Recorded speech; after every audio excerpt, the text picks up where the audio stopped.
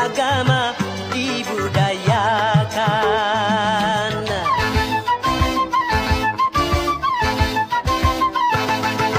Pakaian mini yang membangkitkan birahi dan mengundang kejahatan, mari hindarkan.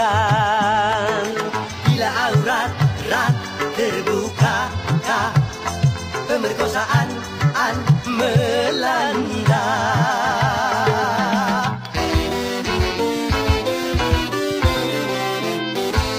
Modernisasi yang kini melanda dunia menjadi masalah. Ternyata masih banyak yang salah menafsirkannya. Di dalam berkiprah modern dicerna sebagai kebebasan.